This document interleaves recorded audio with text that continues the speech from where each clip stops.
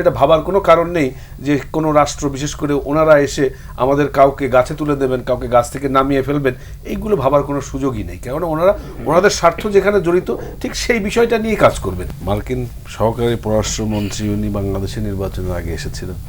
আসার পরে এই দেশের ভেতরে এক ধরনের বিভিন্ন রাজনৈতিক দলগুলো যারা সরকার বিরোধী আন্দোলনের সাথে যুক্ত ছিল, সরকারকে পতন নির্বাচন প্রতিহত করার ক্ষেত্রে তাদের যে যুগপৎ আন্দোলন চলছিল সেটাকে এক ধরনের বাতাস দিয়ে সামনের দিকে এগিয়ে নিয়ে যাওয়ার কথা তাদের মুখ থেকে আমরা প্রায়ই শুনেছিলাম।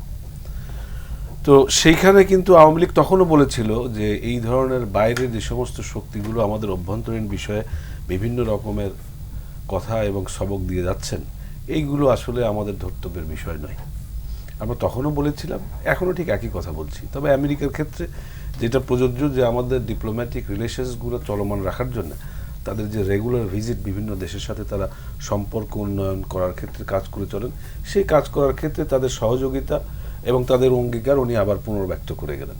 এইটাই হচ্ছে বিষয়। এখন এই ক্ষেত্রে বিএনপি কতটা স্বস্তিতে কিংবা অস্বস্তিতে দল হিসাবে এটা তারা পর্যালোচনা করবে। এখন আওয়ামী লীগ রাষ্ট্রীয় ক্ষমতায় থাকার পরে এখন আমরা বিভিন্ন দেশের সাথে রাষ্ট্রীয় যে সুযোগ সুবিধা আদান প্রদান দাবি দেওয়া নেয়ার ক্ষেত্রে আমাদের আগেও যে স্ট্যান্ড ছিল যে সবার সাথে বন্ধুত্ব, কারোর সাথে বৈরিতা নয়, এখনও আমরা ঠিক ওই একই স্ট্যান্ডে আছি। শুধু আমাদের বলার ক্ষেত্রে একটা জায়গাতে আমরা খুব ফার্মলি কথা বলেছি, সেটা হচ্ছে যে আমাদের দেশের অভ্যন্তরীণ কিছু বিষয় যেগুলো আমরা নির্ধারিত করব সেটা বাইরের কোনো রাষ্ট্র এসে নির্ধারণ করে দিতে পারবে না। সেই ক্ষেত্রে আমেরিকা এই দেশকে আর তাদের চারণভূমি হিসাবে ব্যবহার করার কোনো সুযোগ নেই। সেই জায়গাতে আমরা তখনও ছিলাম, এখনও আছি। কিন্তু পারস্পরিক বন্ধুত্ব, পারস্পরিক যে সমস্ত আমাদের বায়োলেটারাল রিলেশনসগুলো আছে, আদান প্রদান, সেইগুলো তো চলমান আছে, সেগুলো চলমান থাকবেই। এখন আমেরিকা অ্যাজ এ কান্ট্রি তাদের ভিউ অন্যান্য দেশের প্রতি কেমন থাকে এটা তারাই বুঝতে পারবে। কারণ তারা তাদের ভাবনা চিন্তার নিরিখে কোন দেশের সাথে কীভাবে সম্পর্ক কখন বিল্ড আপ করবে, কখন সেটাকে আরো নিচের দিকে নিয়ে যাবে, এটা তাদের নিজস্ব স্বার্থের বিবেচনায় তারা সে সমস্তগুলো করে থাকেন।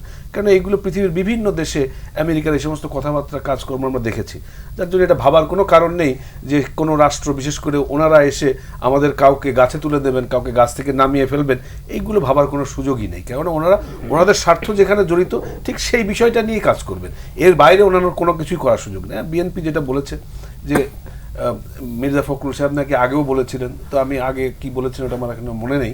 এখন উনি বলছেন যে হ্যাঁ, এই দেশের জনগণই আমাদের মূল শক্তি, তাদের উপর ভিত্তি করে আমরা আন্দোলনে এগিয়ে যাব। হ্যাঁ, ওনারা এই দেশের মানুষের সাথে সম্পৃক্ত হয়ে আন্দোলন আরও বেগবান করার যে কথা বলছেন সেটা যদি করতে পারেন ভালো।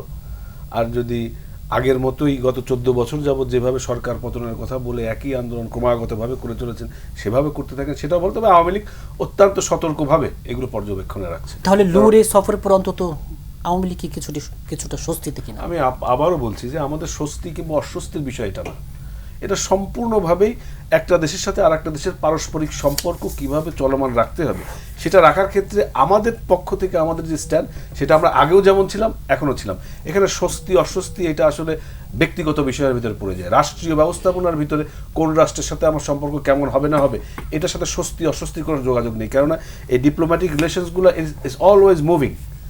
আজকে আপনি এই ব্লকে থাকেন, কালকে অন্য ব্লকে চলে যেতে পারেন। কেননা এইটা আমার নিজের ব্যক্তিগত দেশের রাষ্ট্রীয় স্বার্থে এখন আমি কোন দেশের সাথে কোন ব্লকের সাথে কাদের সাথে কিভাবে সম্পর্ক রেখে চলবো এটা অত্যন্ত ইন্টারনাল ইস্যু। এই ইস্যুগুলো আমরা যেভাবে আউটস্পোকেন অংশ আলোচনা করি, এইগুলোর বাইরে ভেতরে কি হচ্ছে এটা হয়তো আমরা কেউই জানি না। তো যার জন্য এই সমস্ত কথা আমরা শুধু বলেই যাচ্ছি। লু সাহেব নির্বাচনের আগে এসে একরকম বলেছেন, নির্বাচনের পরে এসে একরকম বলছেন, আমি কোয়াইট 6 মাস পরে আরেক রকম বলবেন যদি উনি থাকেন ওই পদে। তো এইভাবে চলতে থাকবে, এটা আবহমান কাল ধরে হয়ে আসছে, এখনো একইভাবে চলছে।